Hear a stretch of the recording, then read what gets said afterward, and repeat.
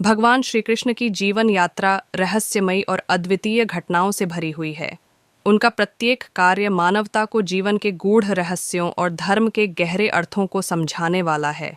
ऐसी ही एक अद्भुत और रहस्यमयी कथा है उनके द्वारा गोवर्धन पर्वत को अपनी छोटी अंगुली पर उठाने की, जो न केवल उनकी अलौकिक शक्ति का प्रमाण है, बल्कि यह भी सिखाती है कि अहंकार का नाश और सत्य की विजय अनिवार्य है। गोवर्धन पूजा का आरंभ गोकुल और वृंदावन में रहने वाले लोग प्रतिवर्ष इंद्र देवता की पूजा करते थे। वे मानते थे कि इंद्र देव की कृपा से ही वर्षा होती है, जिससे उनकी फसलें लहलहाती हैं और पशु धन धान्य से समृद्ध होते हैं। जब श्री कृष्ण ने देखा कि सभी ग्रामीण इंद्र की पूजा में व्यस्त हैं, तो उन्होंने नंद बाबा और अन्य ग्रामीणों से पूछा, आप इंद्र की पूजा क्यों करते हैं?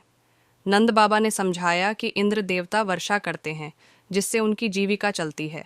इस पर श्री कृष्ण ने कहा, हमारी जीविका का मुख्य आधार गोवर्धन पर्वत है। यह पर्वत हमारी गायों को हरी हरी घास देता है और हमें जल, छाया और फल फूल प्रदान करता है। इसलिए हमें गोवर्धन पर्वत की पूजा करनी चाहिए, न कि इंद्र की। इंद्र का अहंकार और गोकुल पर विपत्ति श्री कृष्ण के तर्कों से प्रभावित होकर सभी ब्रजवासी इंद्र की पूजा छोड़कर गोवर्धन पर्वत की पूजा करने लगे। उन्होंने पर्वत के चारों ओर परिक्रमा की, अन्नकूट का आयोजन किया और पर्वत को भोग अर्पित किया। यह देखकर इंद्रदेव अत्यंत क्रोधित हो गए।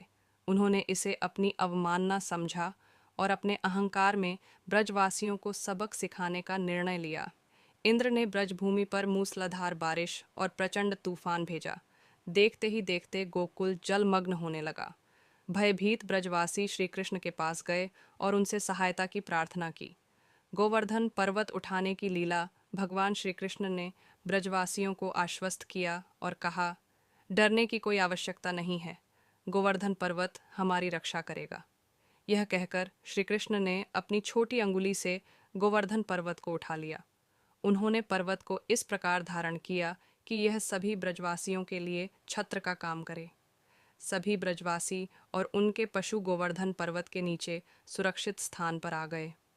7 दिनों तक लगातार बारिश होती रही, लेकिन श्री कृष्ण ने पर्वत को स्थिरता और सहजता से धारण किए रखा। इस दौरान उन्होंने न केवल ब्रजवासियों की रक्षा की, बल्कि उनके मन में आत्मविश्वास और एकता का भाव भी जागृत किया। इंद्र का पश्चाताप 7 दिनों तक मूसलधार बारिश करने के बाद भी जब श्री कृष्ण और ब्रजवासियों पर कोई प्रभाव नहीं पड़ा, तो इंद्र को समझ में आ गया कि यह कोई साधारण बालक नहीं, बल्कि स्वयं परमेश्वर हैं। उनका अहंकार चूर चूर हो गया। इंद्र ने अपनी भूल स्वीकार की और भगवान श्री कृष्ण से क्षमा मांगी। श्री कृष्ण ने इंद्र को क्षमा कर दिया और उन्हें यह सिखाया कि अहंकार किसी का भी पतन कर सकता है। उन्होंने इंद्र से कहा, हम सभी प्रकृति और उसके विभिन्न रूपों के प्रति कृतज्ञ रहकर ही सच्ची भक्ति कर सकते हैं।